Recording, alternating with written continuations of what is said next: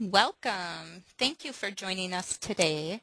I'm Amanda Peters, and I have the privilege to introduce Gail Bowser. Before I do, though, I just want to take a minute and explain why we're hosting this webinar series. In the field of AT, it's often a struggle to integrate assistive technology across environments. When students are in our care, so to speak, either as a teacher or as a consultant, it's relatively easy to integrate AT and make it a part of what we're doing.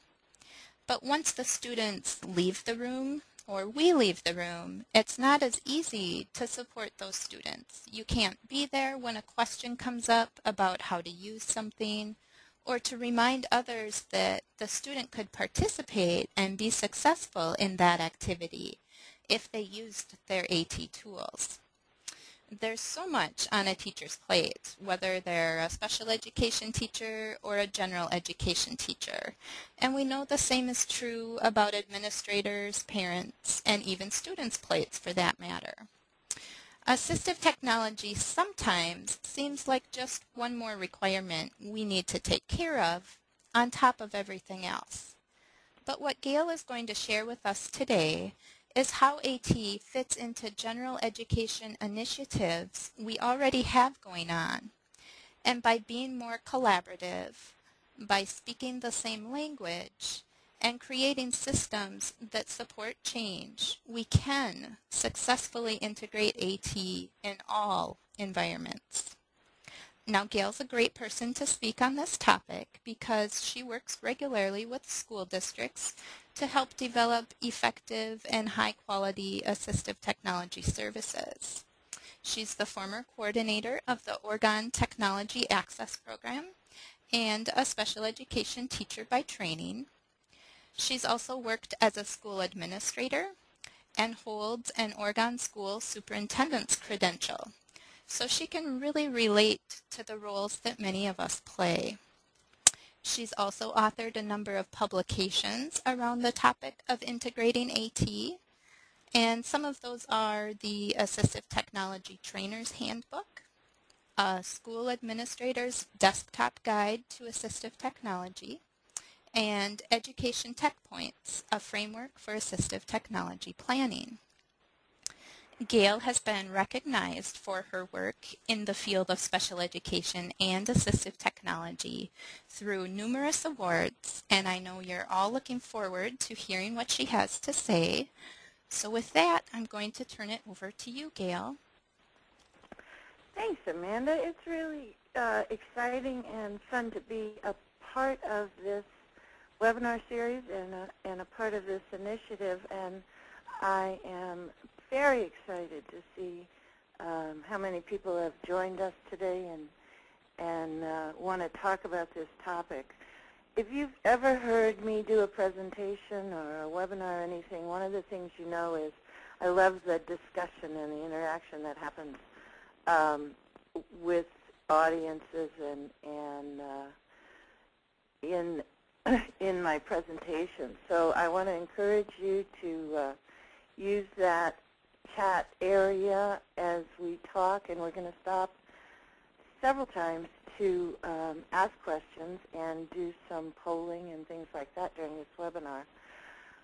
Before we do our first hit at that, what I wanted to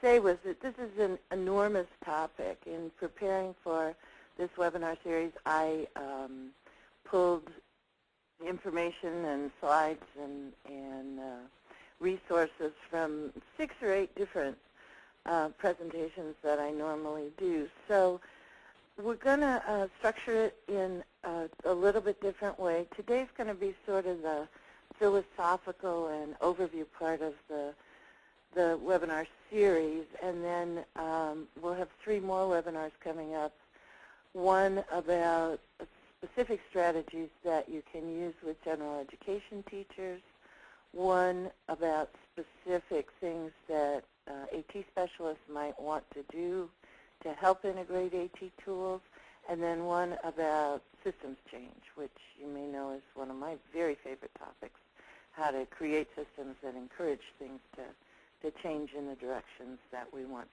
them to change in. But before we go any farther, I would like to, well, here we go. Ah, there it is.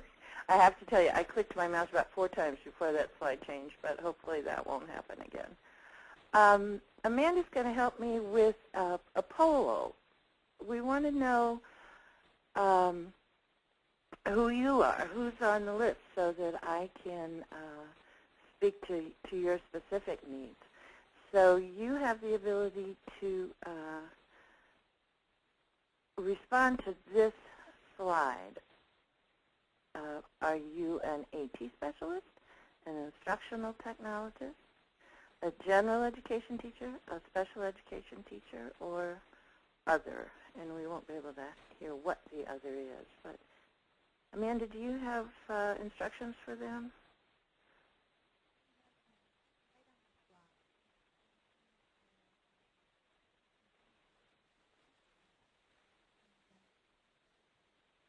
Amanda, are you there? Yep, here I am. Okay. Yeah, they can just go ahead and click right on the screen, just right in front of the option that they would like to select. And then I'll go ahead and share those results with everybody. Okay. So we'll wait just a minute while that happens.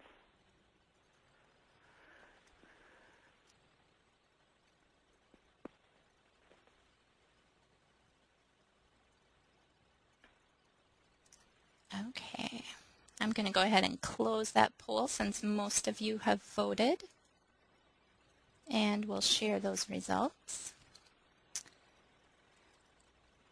Okay. So it looks like most of you are assistive technology specialists on this call, and that was sort of what we were expecting. So that's great. If I am not, Amanda, can you show the poll again? I sure can. Yep. Okay. It came and went really quickly. Okay. Okay, so special education teachers and a lot of others. Okay, so let's go on to the next slide. And the other question I wanted to know was, who is your primary consumer of your services? Do you work directly with students with disabilities? Do you work directly with general education teachers, special education teachers, consumers of families, or some other group that I didn't think of? So let's try that poll.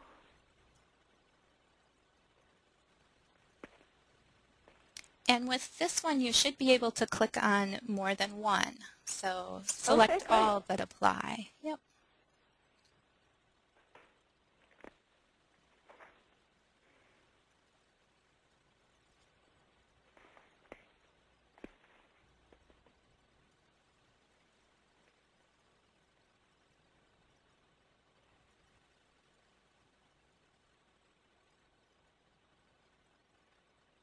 Give people just a couple more seconds on that one.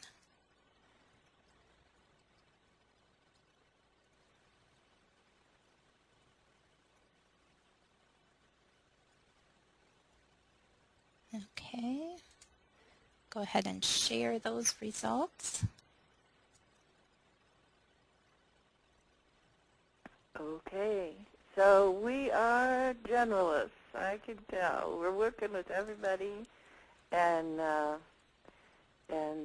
working our way up to changing the world. So let's talk about some changes we might be able to make in the field of assistive technology and the kinds of things we need to think about in order to make those changes. I grabbed some basic information about what we know about writing and students with disabilities from a variety of resources. One of the things we know from the looks we take at how IEPs are developed is that the most common IEP goal nationwide and pretty much in every state is some sort of a writing goal. A large number of kids have writing goals on their IEPs, partly because the large percentage of our kids are students with learning disabilities, but we also have a large number of students who have cognitive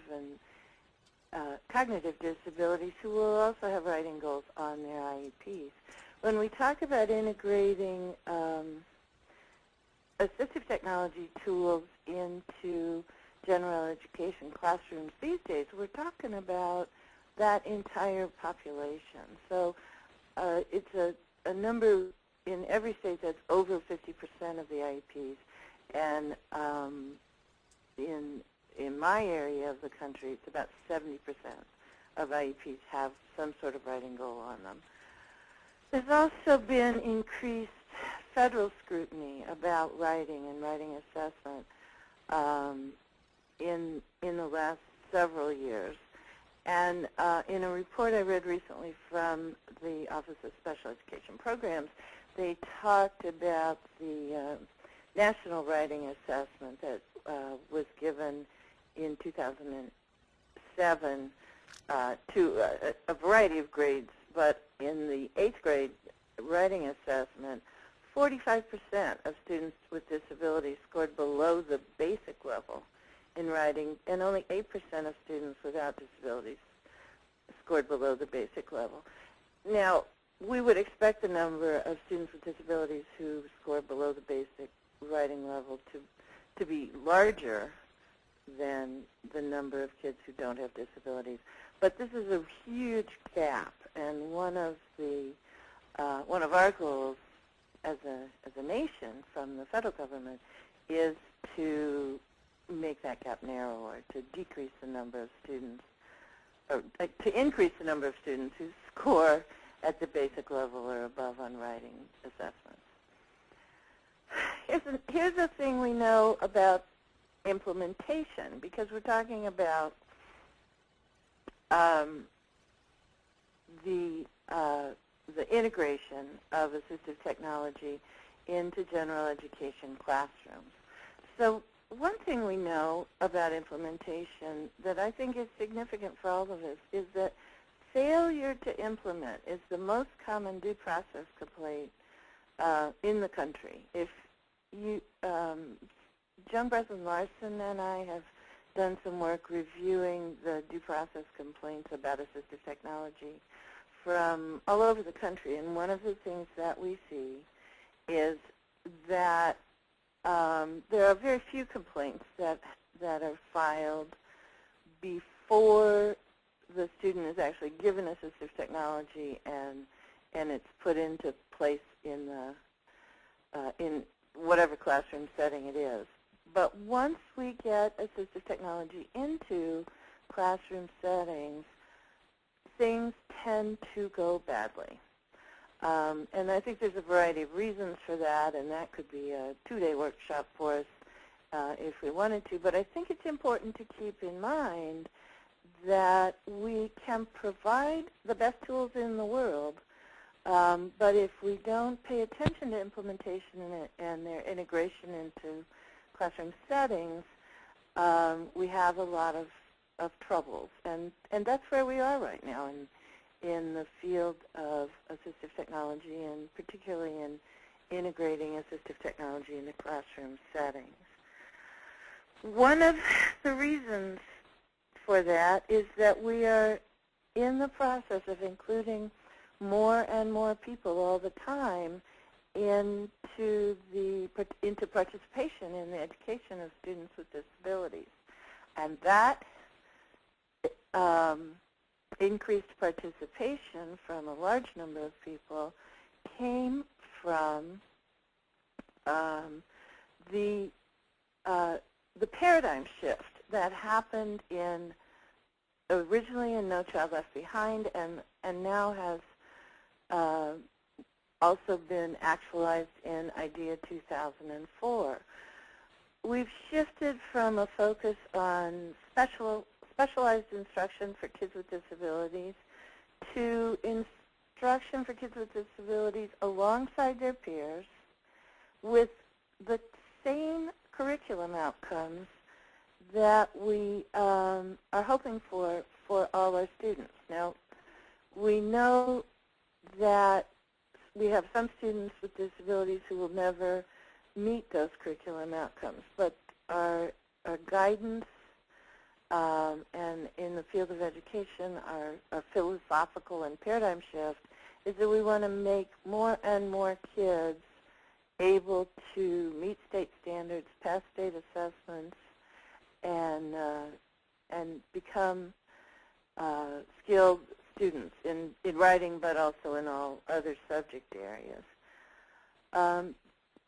There's been an increase in federal scrutiny in a lot of ways, but it is No Child Left Behind and IDEA 2004 that have really been the impetus behind that increase. So we've had a change in vision. The vision that we're hoping for these days is that as teachers organize their curriculum and instruction to support diverse groups of students, the accommodations, the technology accommodations that are embedded in instruction meet the needs of all students. And so this is a quote from a really nice book that you might want to check into. It's Woodward and Cuban. It's a 2001 book called Technology, Curriculum, and Professional Development. And I highly recommend it. It's a good read and a nice vision of where we're wanting to go these days. In terms of the vision, we've been sort of bombarded with strategies to achieve that vision. We've had lots and lots of ideas about how we might go with that vision and what strategies we might use in order to achieve it. This is a list.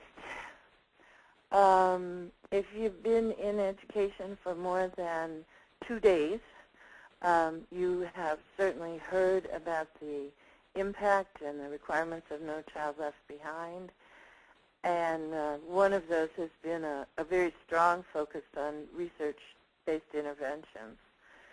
We've also, as special educators, and also in many of the new federal legislations that are being passed these days, are being asked to focus on universal design, response to intervention, differentiated instruction, accessible instructional materials. To get us all on the same page, I want to take just a few minutes to talk about some of these initiatives. Again, these are topics that could be covered in full-day or 2-day or 3-day workshops, many of them. But I wanted to make sure that we all at least had the same definitions for these topics. So we're going to leave No Child Left Behind and research-based interventions to your current knowledge base, but let's talk a little bit about universal design. Here's a definition of universal design that came out of the Assistive Technology Act of 1998. It's also the definition that's used in IDEA 2004. And the focus of universal design is on products and services that are usable by a whole lot of people because they're adaptable and have lots of features which you can choose to use or not use in order to meet the learning style needs and the difficulty needs of a wide range of people. So this is the definition. I'm not going to read it to you because I want to go on and talk for just a minute about universal design for learning, which is a concept that came from CAST and has been very useful to us in the field of special education, this sort of describes what a well-designed technology product or instructional strategy might look like. So in universal design, we have multiple means of representation. We can get the information in a variety of different ways, whether it be hearing the information, seeing it in print, seeing it in pictures, a well-designed, flexible learning activity. It includes choices for kids, and we assume that either the teacher or the students will choose the right choices for the students' learning needs. Also, multiple means of engagement, so you can interact with the learning activity in a variety of different ways, and multiple means of expression. You can write your answer or draw your answer or tape record it onto a tape recorder or create a PowerPoint, lots of different ways. So the focus of universal design is to tap into the learner's interests and abilities and challenge and motivate them in ways that get them more involved in their own learning activity. Universal design is a concept that we're going to talk about in a subsequent webinar in terms of how it can be useful in talking to teachers for those of us who are assistive technology consultants. So I'm going to go on from that topic and talk very briefly again about response to intervention, which many of you are well familiar with. Response to intervention is a paradigm that we're using in the schools. It's a part of IDEA 2007.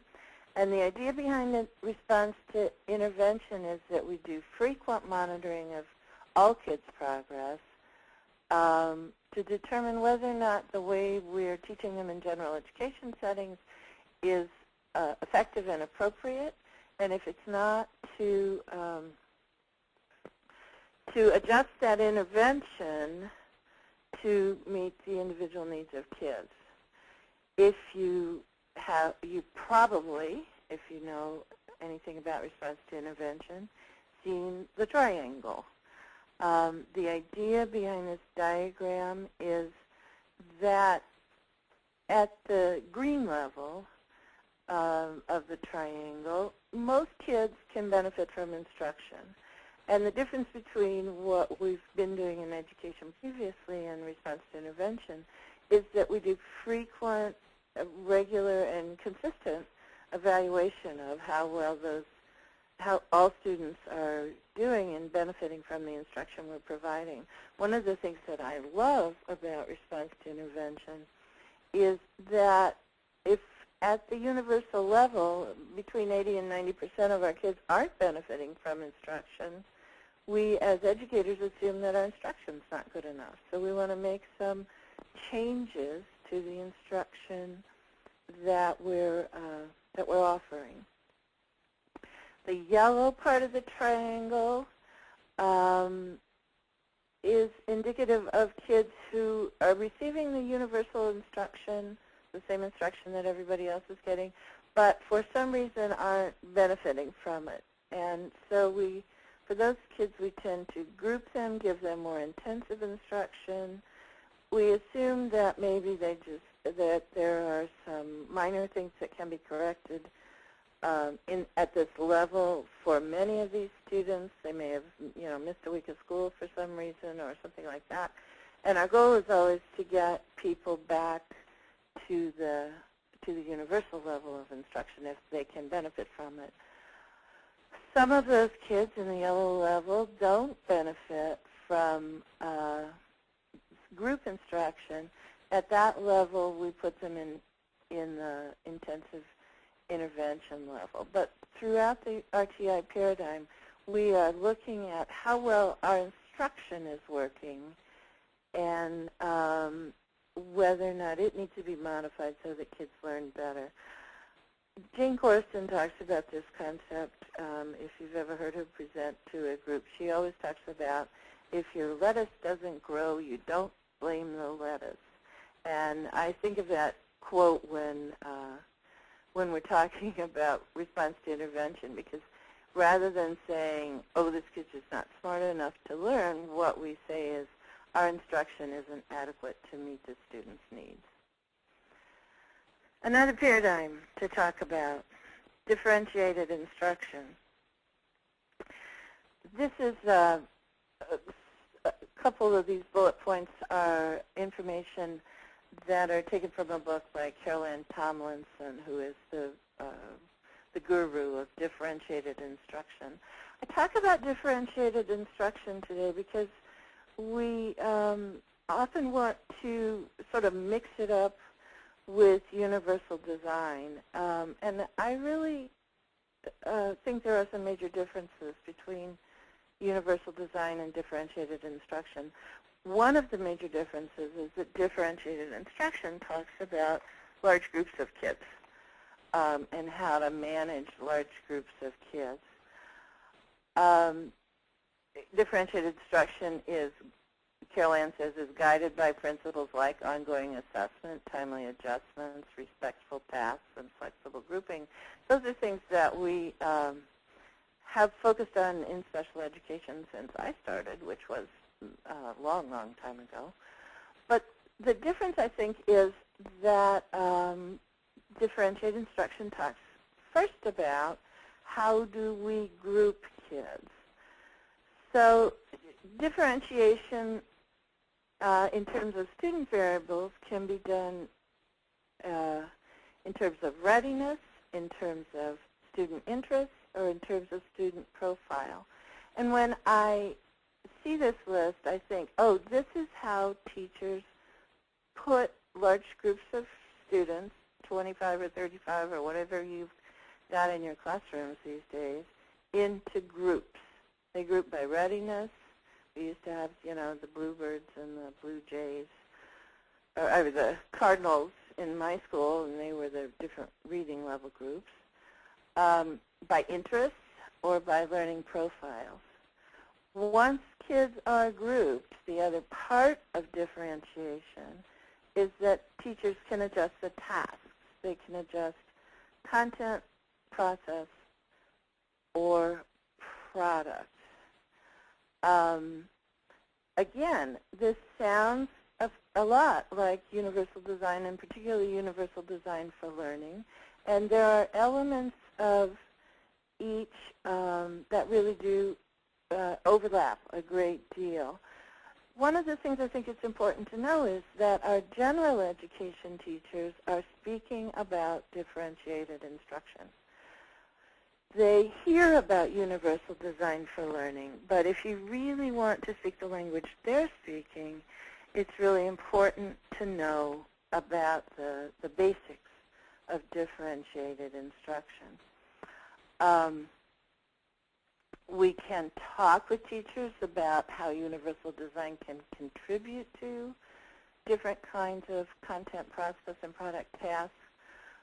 But in order to do that, we really have to be able to speak differentiated instruction. The paradigm shift that's pulling it all together for us is accessible instructional materials.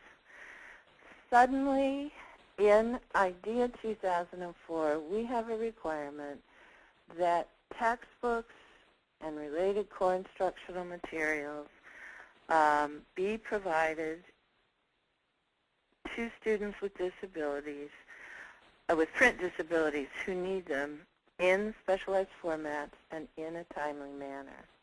And this is a requirement that is very much focused on reading, if you think about it. AIM is about getting information from textbooks and core instructional materials. But what it's doing is requiring us to work more directly all the time with general education teachers who are not necessarily used to having students in their classrooms who are getting their information from computers or from digital tape recorders or from whatever tool the student is taking into the classroom. So what this requirement is doing is making us learn how to work better in general education environments, and that's really what this webinar series is going to be about. So the definition of core instructional materials is things that come with textbooks, primarily used for elementary and secondary school instruction, and books that are required by the state or agency or the local education agency. This is the list of specialized formats that's in IDEA. Well, it's actually in the copyright law, and so we're thinking about Braille formats, audio formats, digital text, large print, and other formats.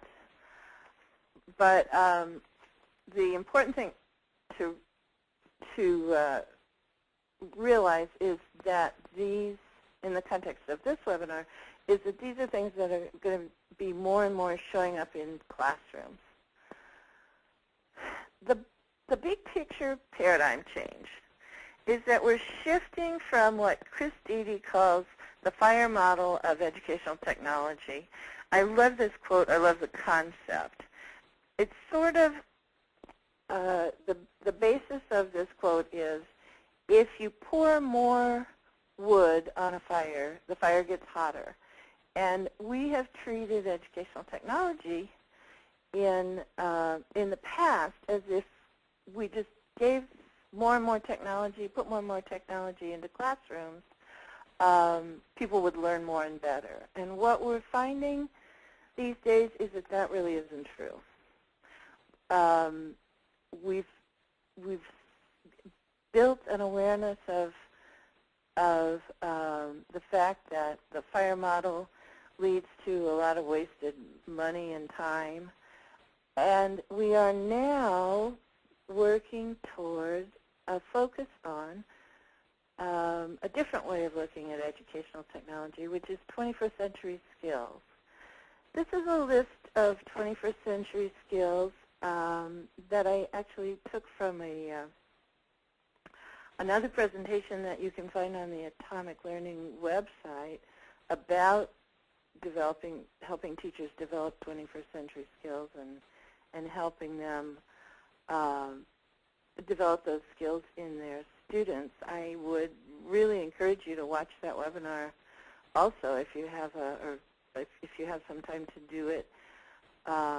It's a nice overview of where educational technologists are going with their efforts to help teachers in general education settings be more competent technology users in their profession. I wanted also just to mention here that Atomic Learning has a new project going, which is a 21st century skills collection, which is going to help teachers build these kinds of skills in their educational practice, and it's providing all sorts of resources. So you might want to take a look at that too. But we don't have time to do that today,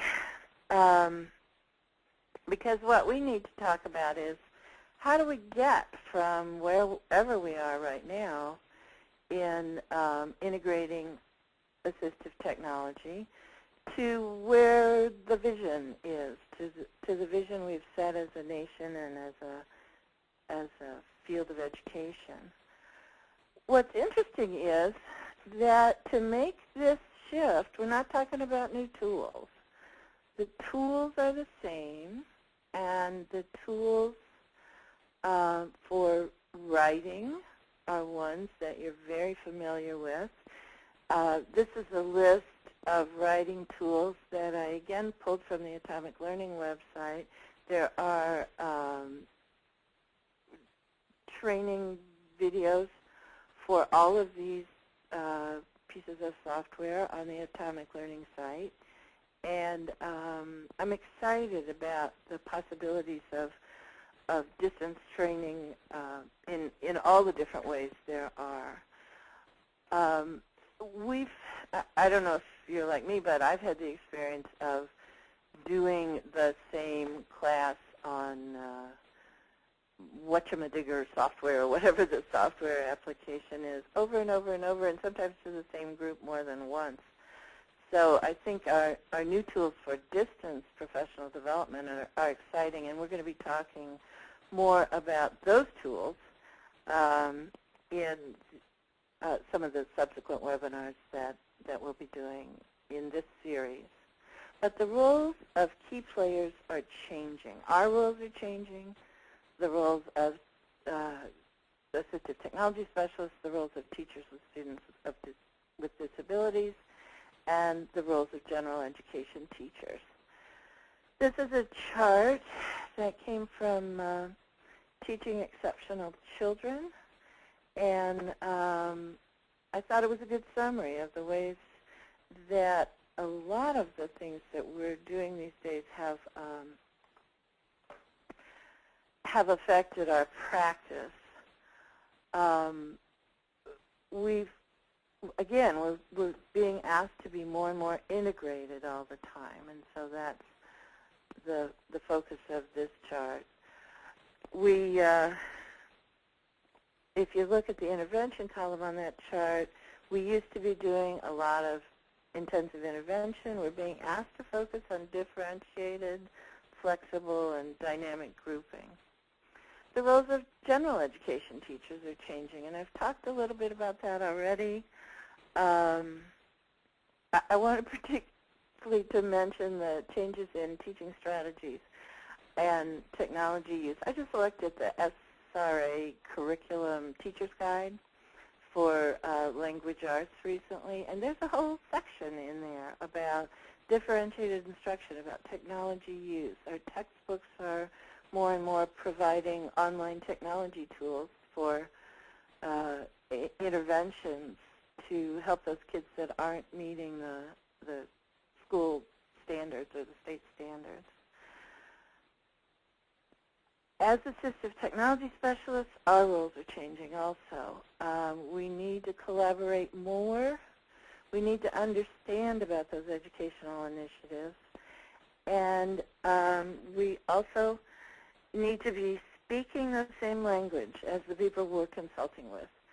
So if you're wondering why did I spend all that time at the beginning here talking about those different initiatives, it is because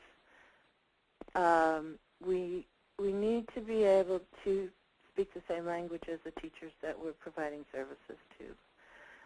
This is a quote that I use a lot in different presentations I do, and it talks about the fact that the only real way to understand what somebody's asking you to do differently is to somehow figure out how to apply it in your own life. Change is personal, and people have to be able to attach personal meaning to the changes they want to make. So that's a lot of stuff we've talked about very quickly here. I think this is a good time to stop and ask if anybody has any questions, concerns. Do you disagree with me?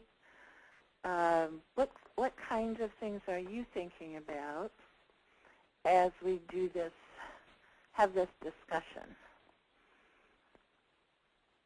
So I'm going to encourage you to do that and talk a little bit about the slide that's up on the screen right now. This is sort of a summary of what we're going to be doing the rest of today, and then also in the other 3 webinars that are scheduled to accompany this first 1-hour presentation.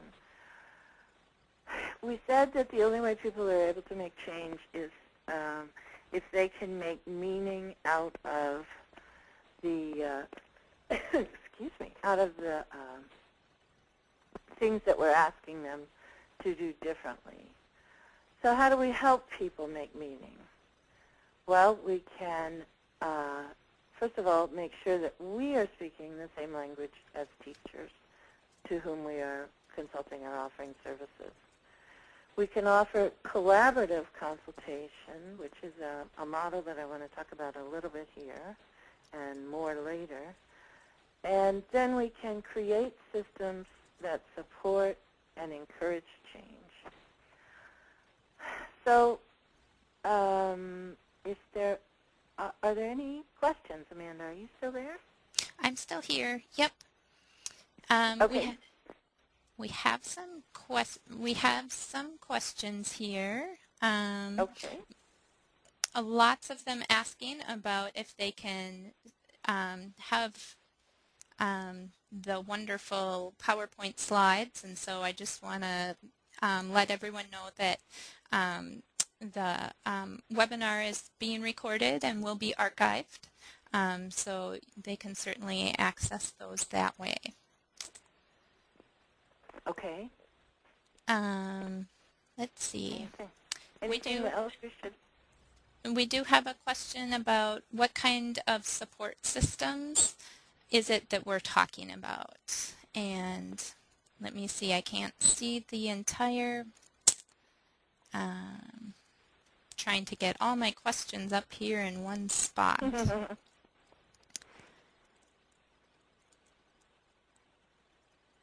Is the person who asked that question talking about that number 3 on the bullet list here? That was from John. And John, I'm going to go ahead and unmute you, so if you want to ask for clarification, you can. Are you there, John?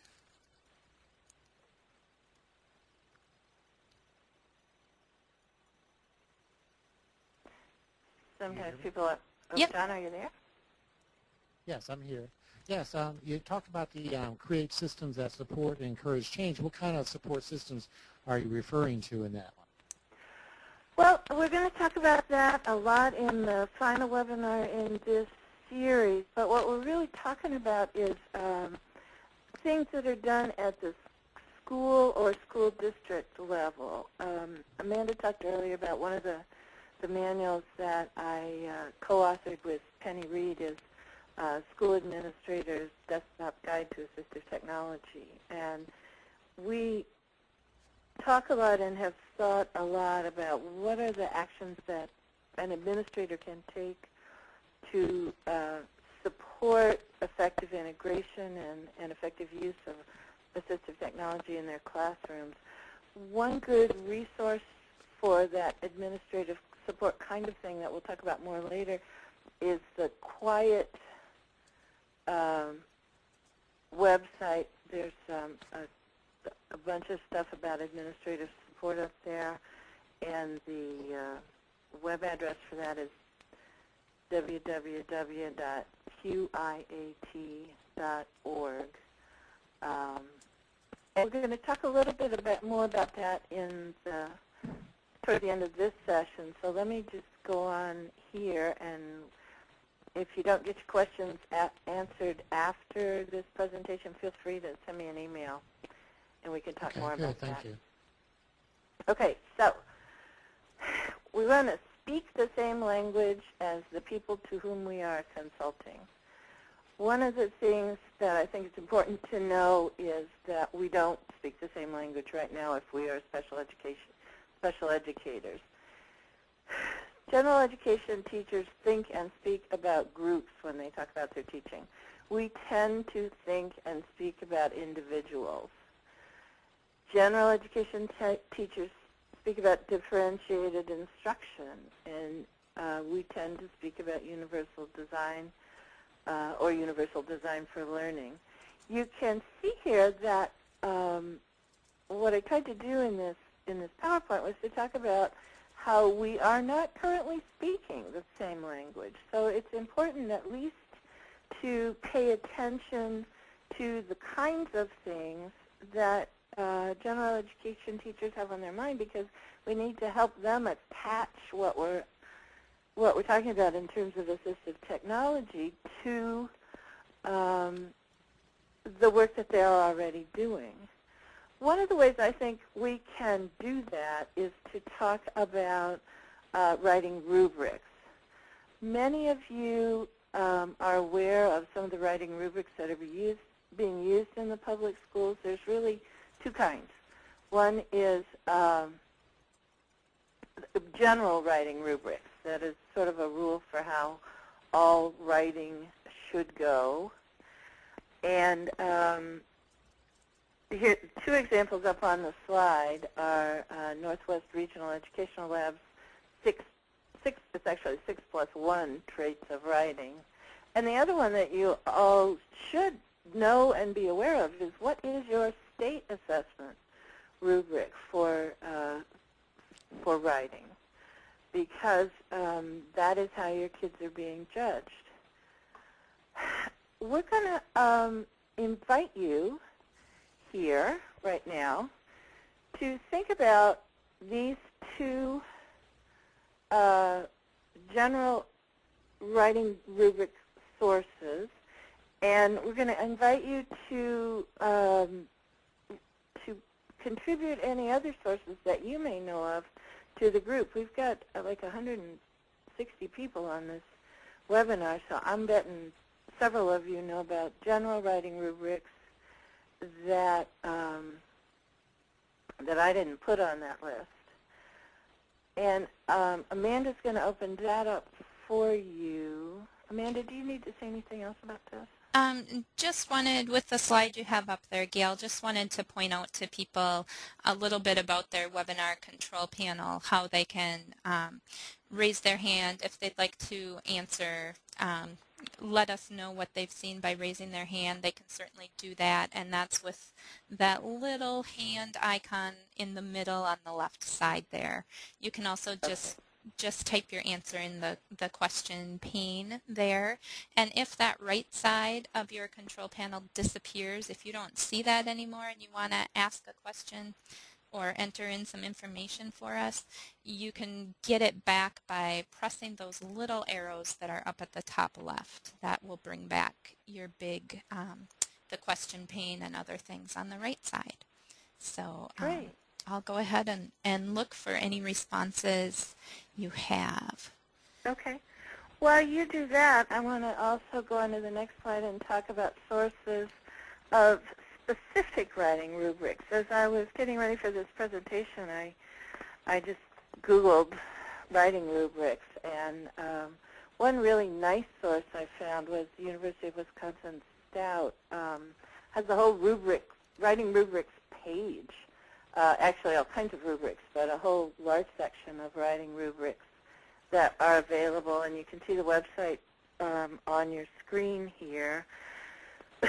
They had everything from journal writing rubrics to a newspaper editorial rubrics. It was a very comprehensive list that also took you to other sites.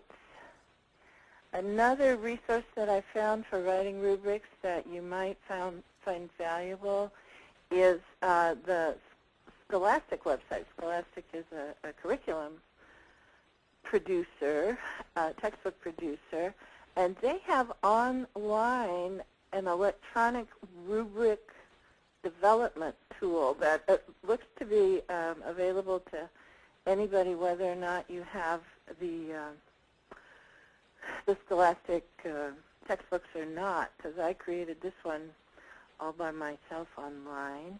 This one's a biography writing rubric, and it does relate back to the Scholastic curriculum, but it was a very handy tool, and then you could print the forms that came with it. I wanted you to know I even found, I'm waiting for the slide to come up, a rubric for doing podcasts, and it looked to be like developed by a particular teacher for a particular classroom assignment, but I want you to know I used this rubric to try and make this presentation as good as I could. So one way I think that we can speak to individual teachers about tools for writing is to be able to talk about the writing rubrics that they're using, which means we have to know what those rubrics are. We're going to talk in the next webinar more about some specific integration strategies, too, that might be helpful. But for now, we want to talk about things that AT specialists can do in their own practice to make their practice more effective and make integration more likely.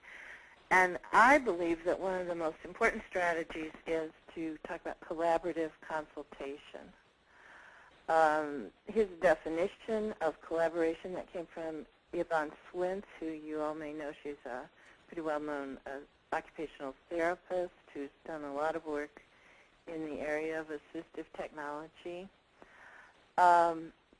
She and a number of other people talk about collaborative consultation.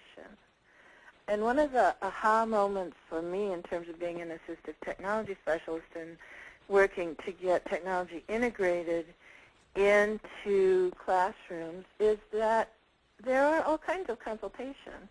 And sometimes when we say, oh, I'm a consultant, we don't define our model of consultation. There's expert consultants. I just went to the doctor yesterday, and my doctor told me some things I need to do. So I hired her as my health consultant, and she told me the kinds of things she thinks I should do, and I can either choose to do them or not. In a collaborative model of consultation, though, well, and then there's the counseling model of consultation, and I always joke that counselors never tell you what to do. They just ask you good questions so that you can decide on your own. A collaborative model of consultation is sort of a hybrid of those. And what we know about collaborative consultation is that it's the model that works best in educational settings, and it encourages capacity building so that we don't have to keep going back and doing the same thing over and over again. Here's some research-based outcomes of collaborative consultation, and what we find is that intervention strategies are more realistic, and we get more integrated results and more generalization of this kinds of things that we offer as collaborative when we do collaborative consultation. The third, we're going to talk more about collaborative consultation in the second, not the coming webinar, but the one after that. So it'll be the third webinar, really.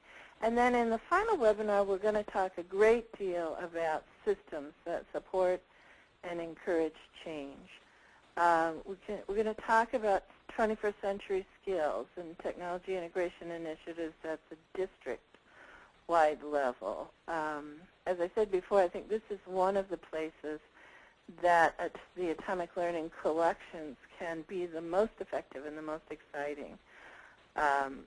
So what I want to do now is invite Amanda to talk a little bit about the Assistive Technology Collection, what's in the collection, and maybe even show you a video or two or as some examples. Sure, and I'll go ahead and so that I can show you what's on my screen as well, I'll go ahead and take control of the webinar control panel there. Amanda's very powerful. She can take control. Well, in my own little way here. Yes. We all have our spheres of influence. Oops. And then you probably don't want to see that on my screen.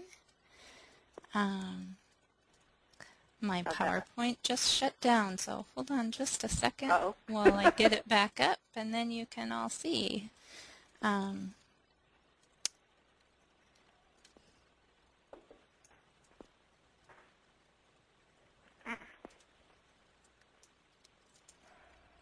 Okay, so yeah, one of our resources here at Atomic Learning, like Gail mentioned, that really helps support and encourage change is our assistive technology collection.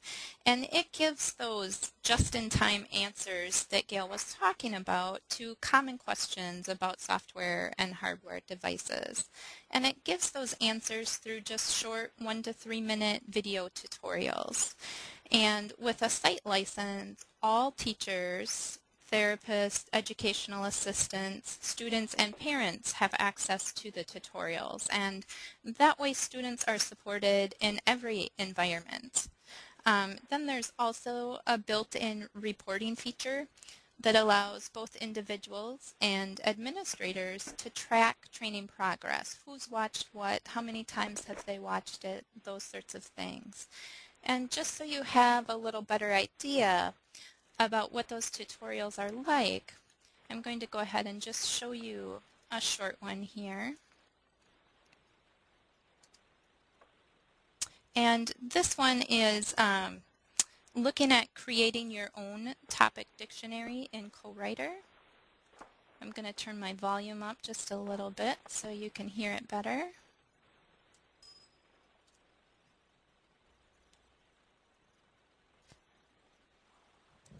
Sometimes writers will want access to unique dictionaries with words that are specific to them or things that they have done.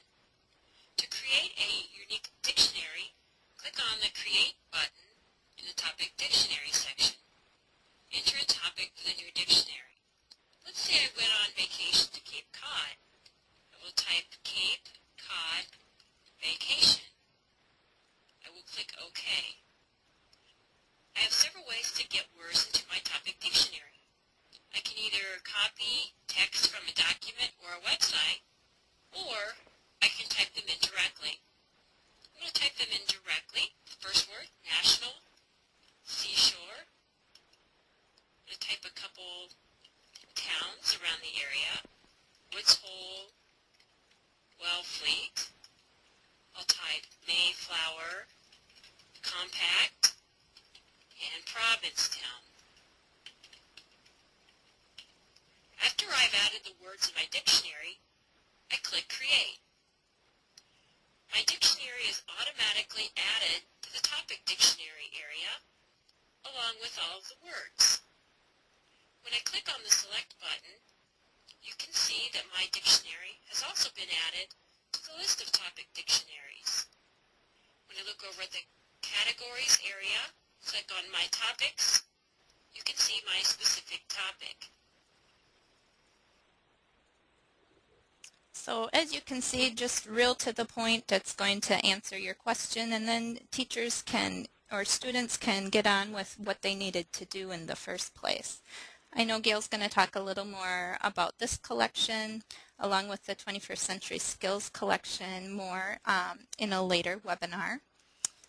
And I know Gail has one more question there to follow up. Also, just going back to the PowerPoint, if I can get the right one to come back up here. Here's our website too, if you want to visit that for some more information about the assistive technology collection and the other tools that we have available there. And then here's the last question that Gail wanted to wrap up with. Yeah, I just want you to think about the things that you do in your current practice that help you speak the same language, be more collaborative, and create systems that support and encourage change in your own practice, whatever that is. Because I think these are all things that are very important for making sure that assistive technology gets integrated into classroom settings. As I said, in the next few webinars, we're going to be way more specific about some strategies that I like to use with teachers. So next time we'll be talking about teachers. The following session we'll be talking about AT specialists and things they can do. And the final session, the systems that support and encourage change. I'm happy to take any questions you have or comments. I see on my clock it's about the end of our time, and I don't know if we have any leeway to go over a minute or two or not. So I'm going to let you talk, Amanda. Sure. Maybe switch to that last slide. Oh, yep, I sure will. Here are the dates and times for the next webinars where we'll go into some more details. And I know there were some questions and comments, and the webinar system does a good job of recording those. So if we don't get to them here in the next minute or so, we'll sure try to address those in some other ways. But Okay. registration links for all of those can be found on our blog if you no longer have the information for registering for the follow-up sessions. And you can see that right here at the bottom of our slide, that where you can find those registration links. There were a couple questions, Gail. Should I try and shoot them off to you quick? It's fine with me. One was about the podcast rubric and where that was from. What was the source for that one? That was it's the website that was up about the University of Wisconsin at Stout. That was on that website. Okay, great. I'm also happy to, I downloaded the file. I'm happy to send it to people if they want to send me an email. Oh, great. Yep. So you can, that's great. Another suggestion for rubrics was Ruby Star. I'm not sure if I'm pronouncing that right, but that's how it's spelled, RUBISTAR. So that might be helpful as we're looking at making people better writers. There's going to be a link to this recorded webinar I think I mentioned.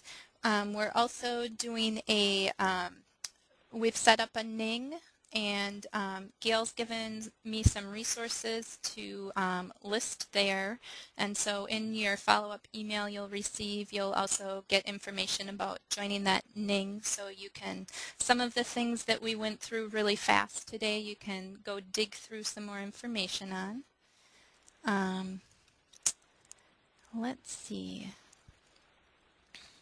I just want to make sure we do have, let's just end with maybe one last question, Gail. Okay. We have someone who asks, what are schools' goals when it comes to reading, writing, and penmanship? Is it their goal to have all students be at an 8th grade level? And if the student's unable to meet these goals, then what is the school system doing about it? Well, I think that the goal was actually set by No Child Left Behind, and the goals are pretty amazing goals, that all students will meet whatever the state standard is, and there's a series of dates that show up in the No Child Left Behind law about, 80% will meet by this date and 90% will meet by this date. One of the things we know is that that's a goal that's going to be very difficult to achieve. But what schools are doing about it is changing their approach to instruction so that for our kids with disabilities it's much more focused on curriculum. And one of the things that I think it's important to know is that special education administrators are well aware that their students with disabilities need to increase their reading, writing, math scores in order to bring the whole school up to a place where it meets the national standards.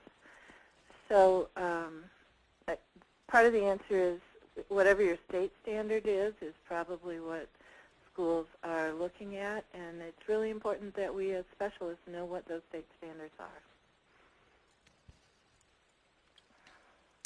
Very good. I know a couple people too have asked if you can receive a certificate of completion, and we can sure send something like that to you. Just indicate that to us in the question before you leave the webinar here. If you just want to type that in the question pane, we can sure do that. So yeah, I think we probably need to end since we're a little over our time here. But really want to thank Gail and thank everyone else for their time today. And like I said, we'll be sure to try and address the questions and comments. Any final words from you, Gail? No, I just want to thank you all for hanging in there, and I'll look forward to talking with you again on September 30th. And now that I've practiced a little, I'll leave a little bit more time for questions and comments. So thanks a lot for being here with us today.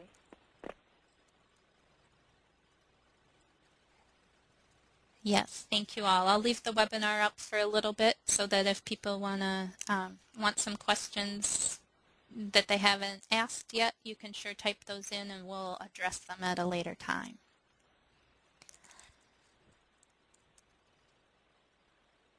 Okay, I'm going to sign off and say goodbye. Bye, Gail.